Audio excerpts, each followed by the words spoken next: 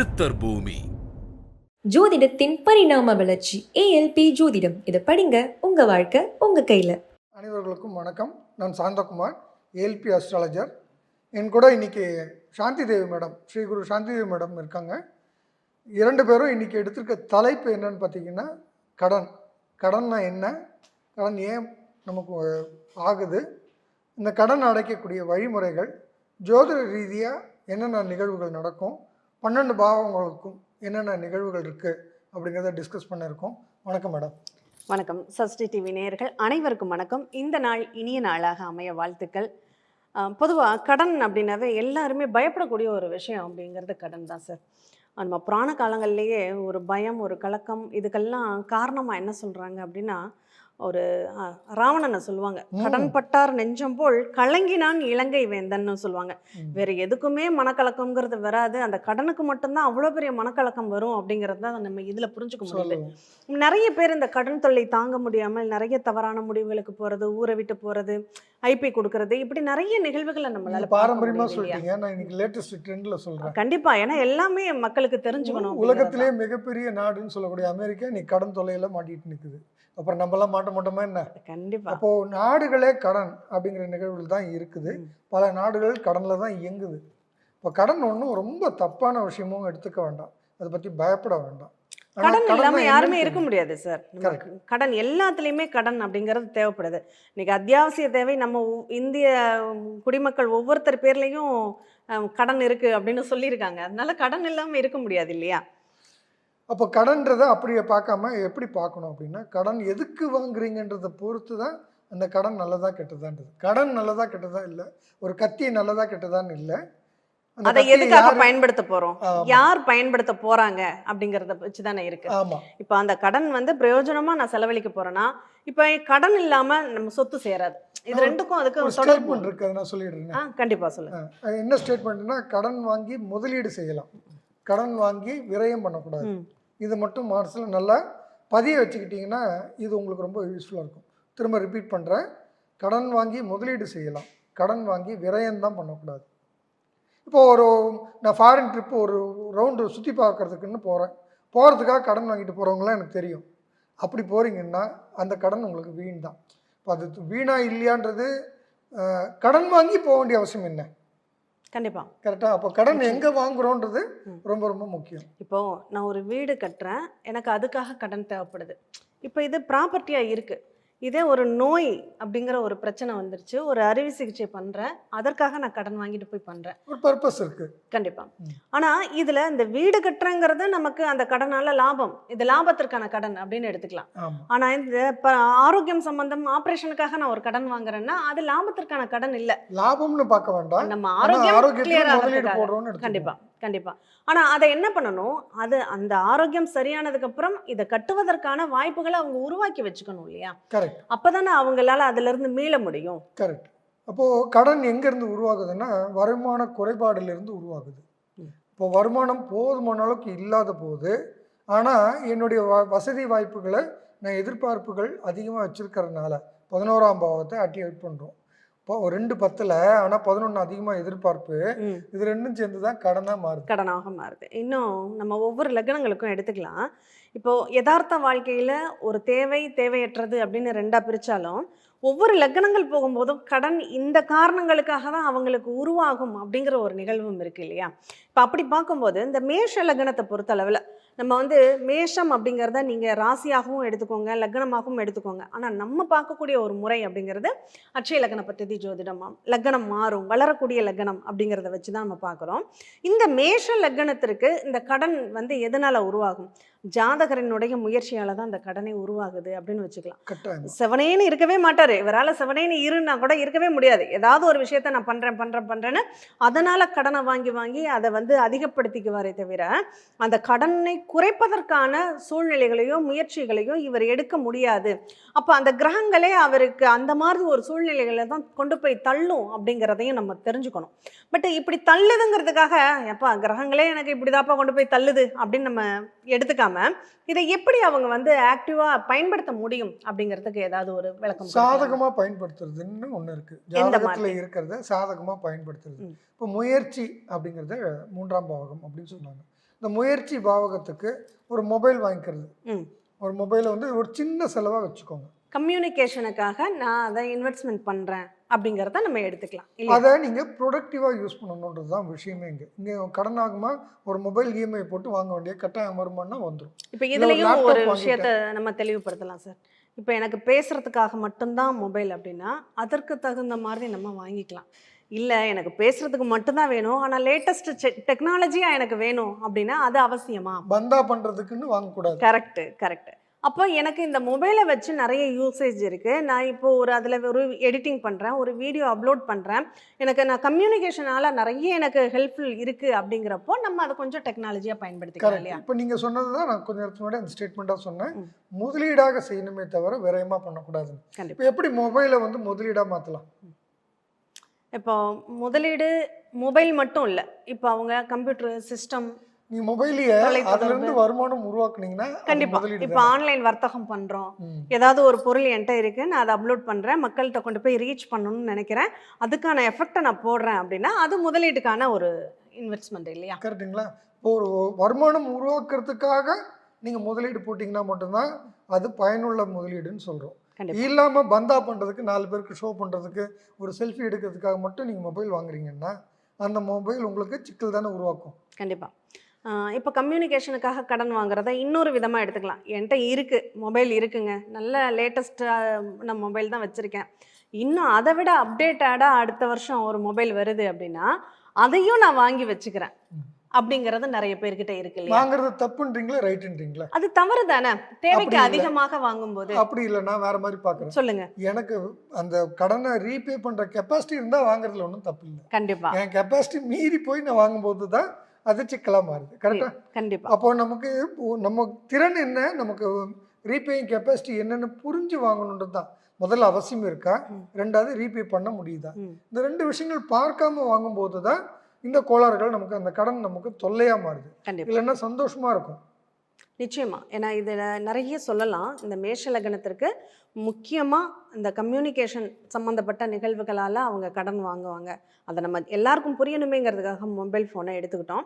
இதில் நிறைய இருக்குது. இப்போ ஒரு சர்வீஸ் சென்டர் ஆரம்பிக்கிறேன்னு சொல்லி பெரிய அளவு முதலீடு போட்டு அதற்காக கடனை வாங்கி இன்வெஸ்ட்மெண்ட் பண்ணி அந்த சர்வீஸ் சென்டரை இவங்களால் கண்டினியூவாக போய் ஃபாலோ பண்ண முடியாது. அப்போ என்ன பண்ணுவாங்க, ஒரு ஆட்களை, வேலை ஆட்களை போட்டு நம்ம பண்ணுவோம் அப்படின்னு. இதெல்லாம் உதாரணத்திற்காக சொல்கிறது. உங்கள் வாழ்க்கையிலே இது நடந்திருக்கலாம், நீங்கள் செக் பண்ணி பாருங்கள். இப்போ நான் அந்த இடத்துக்கு நான் போகலை, ஆனால் அந்த தொழில் நான் நடக்கணும்னு ஆசைப்பட்றேன், ஆனால் அது அங்கே கம்யூனிகேட்டு சிறப்பாக இருக்காது. அப்படிங்கிறப்போ அங்கே அது பிரச்சனையாகும். இப்போ போட்ட முதலீடை நம்ம லாஸ் பண்ண வேண்டியது இருக்கும். இது மேஷ லக்னத்திற்கு இது கண்டிப்பாக பொருந்தும். ஏன்னா இவங்க என்ன பண்ணுவாங்க, தான் களத்தில் இறங்கி வேலை செய்யணும்னு நினைக்க மாட்டாங்க, மற்றவங்களை வச்சு வேலை வாங்கணும்னு நினைக்கும் போது அங்கே அவங்களுக்கு இயல்பிலேயே அங்கே பிரச்சனைகள் வர்றதையும் பார்க்க முடியுது. ஆனால் கிரகங்கள், நம்ம கிரகங்களை பற்றி நம்ம பேசவே இல்லை.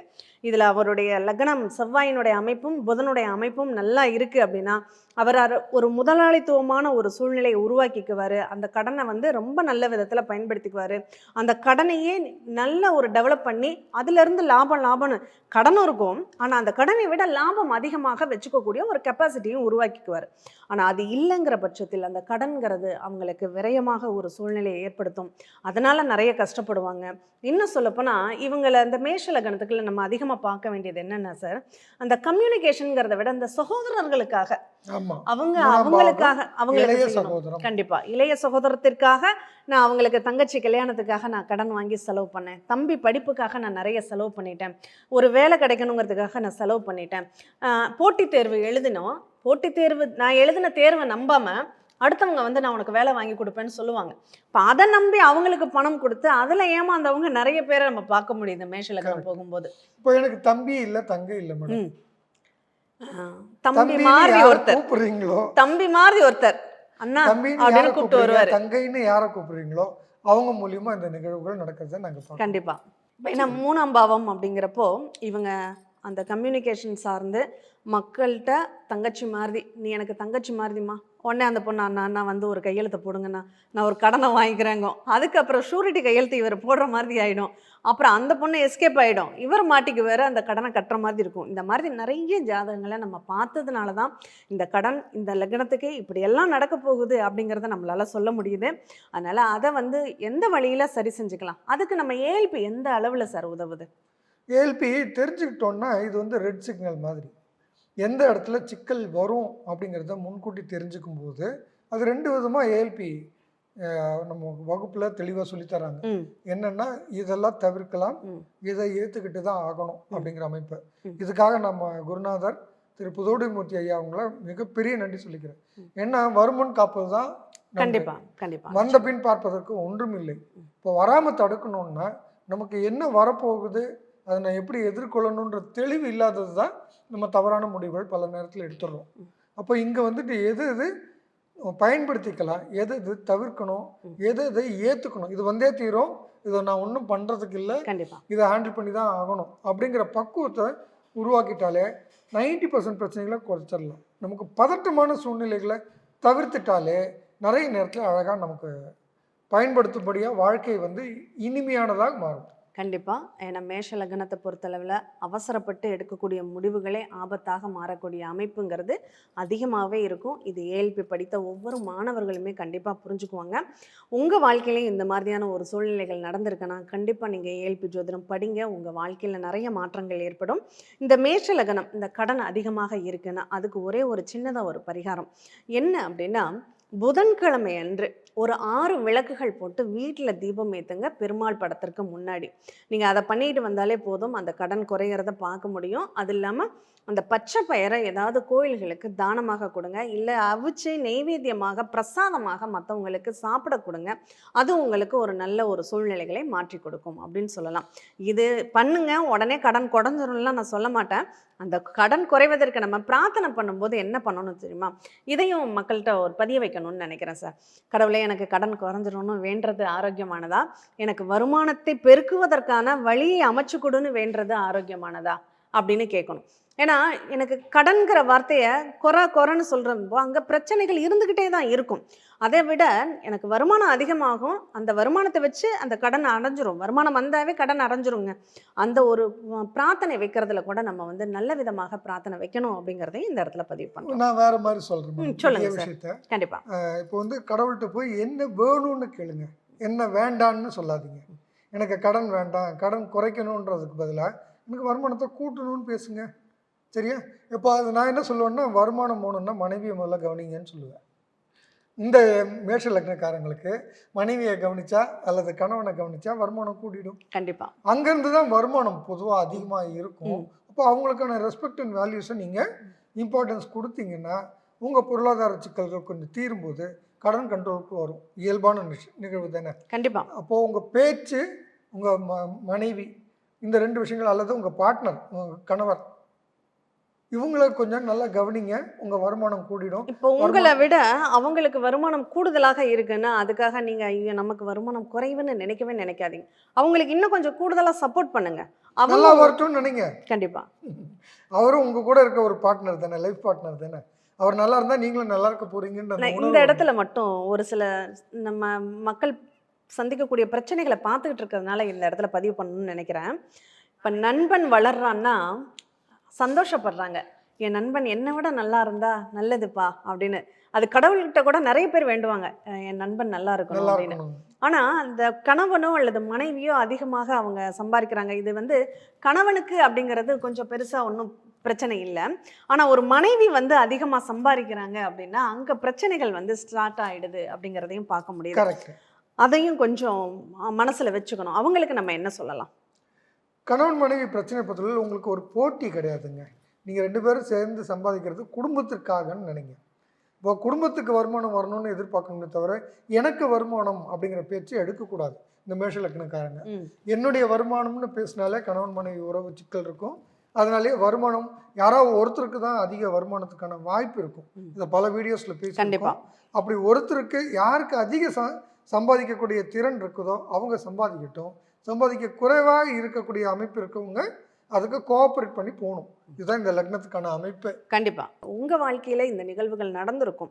அப்போ இதிலிருந்து நம்ம எப்படியெல்லாம் தவிர்க்க முடியும், என்னெல்லாம் பண்ணிக்கணும் அப்படிங்கிறதுக்காக தான் இந்த பதிவு. நம்ம ஒரு பதிவு போடுறோம்னா அது 4 பேருக்கு பயனுள்ளதாக இருக்கணும். உங்களுக்கு இது பயன்படுது அப்படின்னா, இல்லை உங்களை மாதிரி நிறைய பேர் இதை வந்து இந்த மாதிரி சூழ்நிலைக்குள்ள இருந்திருப்பாங்க, அவங்களுக்கும் அது பயன்படணும் அப்படின்னா கண்டிப்பாக இதை அவங்களுக்கு பார்க்குற மாதிரி நீங்கள் அதை பண்ணுங்க. அதுவே நம்ம ஒரு தான தர்மம் பண்ணுறது அப்படிங்கிறத விட ஒரு நல்ல கருத்துக்களை மற்றவங்களுக்கு கொண்டு போய் சேர்க்கறதும் ஒரு விதமான பரிகாரம் அப்படின்னு கூட கட்டாயமா எடுத்துக்கும். கட்டாயமா வாழ்வியலோடு ஒன்றி போகாத நிகழ்வுகள் அது வெறும் சடங்காக மாறிடுது. சடங்காக இல்லாமல் நம்ம மனப்பூர்வமாக செய்யக்கூடிய நிகழ்வுகள் வாழ்க்கையில் மேலோங்கி வர்றதுக்கான பெரிய வழிமுறையாக இருக்கும். உண்மையிலே நான் 25 வருஷமாக பாரம்பரியம் தெரிஞ்சிருந்தாலும், ஆனால் ஏஎல்பி படித்த போது எனக்கு கிடைச்ச தெளிவுகளும் கண்டிப்பா நடைமுறைப்படுத்தக்கூடிய சாத்தியக்கூறுகளும் ரொம்ப அதிகமாக இருக்கிறத இன்னைக்கு ரசிச்சு பார்க்குறேன். இன்னைக்கு நம்ம வாழ்க்கையில என்னென்ன பிரச்சனைகள் எல்லாம் சந்திச்சுட்டு இருக்கோங்கிறத அவ்வளோ அழகா நமக்கு இந்த லக்னம் மாறுறதுனால நமக்கு அது தெரிஞ்சுக்க முடியுது. அதனாலேயே இதனுடைய நிகழ்வுகள் கண்ணு முன்னாடி இந்த லக்னமா கண்ணு முன்னாடி அவங்க இந்தந்த பலன்களை தான் சந்திப்பாங்க அப்படிங்கிறத நம்மளால புரிஞ்சுக்கவும் முடியுது. அதனால அந்த கடன் அப்படிங்கிறத பார்த்து நம்ம பயப்படணுங்கிற அவசியம் இல்லை. அதை எந்த அளவில் கையாள தெரிஞ்சாலே போதும், அந்த கடனை நமக்கு சாதகமாக பயன்படுத்திக்க முடியும் அப்படிங்கிறத நம்ம இதன் மூலமா தெரிஞ்சுக்க முடியும். நல்லது மேடம். நன்றி சார். ஜோதிடத்தின் பரிணாம வளர்ச்சி ஏஎல்பி ஜோதிடம். இதை படிங்க, உங்க வாழ்க்கை உங்க கையில. சித்தர் பூமி.